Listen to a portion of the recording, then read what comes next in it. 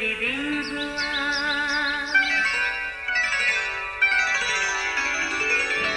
नया फिर दिन हुआ, पुरानी रात का करे सो शुक्र हम खुदा की जात का, खुदा की जात का, नया फिर दिन हुआ।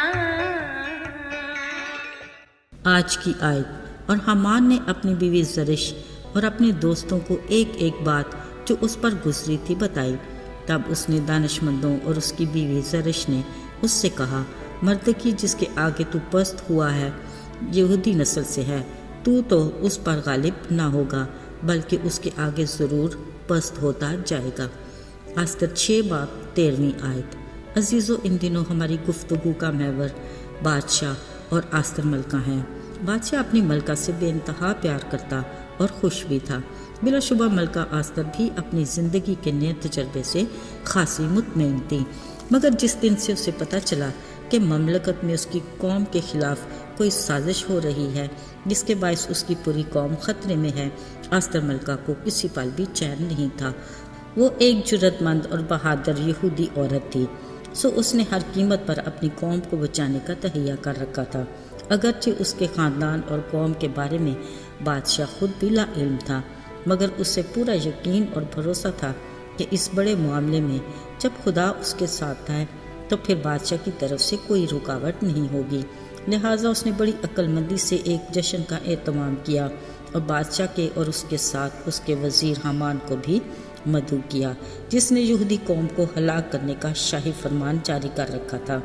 ज़ियाफ़त में वैनोशी के वक्त बादशाह ने मलका आस्तर से पूछा, तेरा क्या सवाल है, वो मंजूर होगा। तेरी क्या दरख्वास्त है, आधी सल्तनत तक वो पूरी की जाएगी। अजीज़ों, आस्तर मलका ने बादशाह के जवाब दिया कि आए बादशाह, अगर मैं तेरी नज़र में मकबूल हूँ और तुझे मंजूर हो कि मेरा सवाल और मेरी दरख्वास्त पूरी करे तो कल के लिए इस जश्न में शरीक की दावत को भी कबूल कर। फिर जैसा बादशाह अरशाद करेगा मैं वही करूँगी। अजीज़ों, बादशाह नज़र शनास था, जान गया कि उसकी मलका के मन में कुछ तो है जिसकी पर्दादारी है। ये बात उसके लिए परेशानी का बायस बनी। इसके बरअक्स आस्तर मलका की तरफ से हामान का बादशाह के साथ उसके जश्न में तन्हा शरीक होना उसे मज़ीद हवाओं में उड़ाने लगा। उस दिन वो बड़ा शादमान और खुश था। उसने पूरी यहूदी कौम को हलाक करने की साजिश से भी पहले अपने दिली दुश्मन मर्दकी को कड़ी सज़ा देने की गरज से दोस्तों और अपनी बीवी जरिश के साथ सलाहकारी से 50 हाथ ऊंची सूली का भी इंतज़ाम कर लिया। उसने सोचा जैसे ही बादशाह रजामंद होगा वो झट मर्दकी से अपना इंतकाम ले लेगा।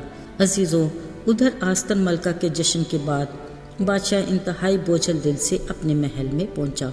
उस रात उसे नींद न आई। उसे मलका का ख्याल आ जाता, आखिर उसका क्या सवाल हो सकता है, वो मुझसे कौन सी दरख्वास्त करने वाली है। सो बादशाह ने अपनी उलझन से छुटकारा हासिल करने के लिए तवारीख की किताबों को लाने का हुक्म दिया कि वो उसके सामने पढ़ी जाएं। सुनते सुनते बादशाह अचानक उस वाक़या तक पहुंचा जहां उसके 2 मुहाफिजों ने उसकी जान को हलाक करने की साजिश की थी। फिर एक यहूदी शख्स मर्दकी ने इनकी मुखबरी करके उनको कैफरे किरदार तक पहुंचाया था। अचानक से बादशाह ने पूछा, क्या मेरी जान बचाने के बदले में मर्दकी को कोई इज़्ज़त या हुर्मत से नवाजा गया था? मुलाजिम ने जवाब दिया, नहीं, ऐसा तो कुछ न था। अभी बादशाह कुछ सोच ही रहा था कि उसका दिलपसंद वज़ीर हामान महल की बैरूनी बारगाह में दाखिल हुआ। बादशाह ने मौका गनीमत जाना और सलाहकारी के लिए हामान को बुलाया। बादशाह ने उससे पूछा कि जिसकी ताज़ीम बादशाह करना चाहे उस शख्स के लिए क्या किया जाए। हामान के लिए बादशाह का सवाल हैरान कुन था, मगर उसके गरूर ने उसे काफ़ी हद तक खुशफहमी का शिकार भी बना दिया था। सोचने लगा, कुछ भी हो, बादशाह यकीनन मुझे ही इज़्ज़त देने का सोच रहा है। सो उसने अपनी ख्वाहिशात के बुलंद महल तमीर करते हुए सब कुछ कह दिया। यकीनन उसका दिल खुशी से उछल रहा होगा कि बादशाह जिसको वो इज़्ज़त देना चाहता है वो मैं ही तो हूँ। लिहाजा उसने अपनी ढेरों दिली ख्वाहिशात का इजहार भी कर दिया। अजीज़ों, मज़े की बात, बादशाह ने हामान से कहा, जल्दी कर और अपने कहे के मुताबिक शाही लिबास और घोड़ा ले।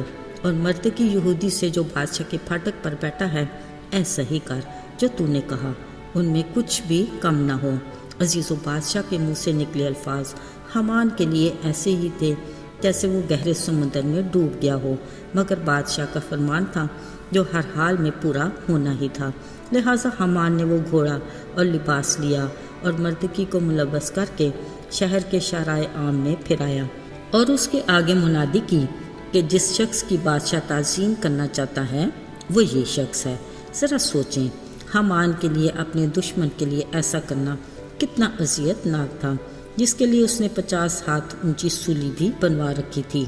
عزیزو، آستر ملکہ کے دوسرے دن کے جشن پر بادشاہ کے سامنے یہ انکشاف ہوا کہ آستر ملکہ کی درخواست یہ تھی کہ میری قوم مجھے بخش دی جائے، کیونکہ وہ ہلاک اور قتل کے لیے اور نیست و نابود ہونے کے لیے بیچ دیے گئے ہیں۔ عزیزو، اس وقت بادشاہ کو اپنی ملکہ آستر کے بارے میں بھی علم ہوا کہ وہ یہودی قوم سے ہے، اور حامان کے بارے میں یہ کہ یہی وہ شخص ہے جس نے سازش کر کے یہودی قوم کو ہلاک کرنے کا شاہی فرمان جاری کیا ہے۔ ساتھیو، حامان کے بارے میں بادشاہ کو یہ بھی آگاہ کیا گیا کہ اس نے یہودی مردکی کے لیے 50 ہاتھ اونچی سولی تیار کر رکھی ہے۔ اس پر بادشاہ نہایت غضبناک ہوا اور فرمایا، حامان کو اسی سولی پر ٹانگ دو۔ تب بادشاہ کا غصہ ٹھنڈا ہوا۔ یوں حامان مردکی کے لیے کھودے گڑھے میں خود ہی جا گرا، مگر آستر ملکہ خدا کے فضل سے بادشاہ کی نظر میں بھی سرخرو ہوئی اور خدا کی نگاہ میں بھی مقبول ٹھہری۔ عزیزو، آئیے دعا کریں۔ اے آسمان و زمین کے خالق المالک، زمان اور وقتوں پر اختیار رکھنے والے، تو جو عادل اور منصف خدا ہے، ہم تیرے رحم کے طلبگار ہیں۔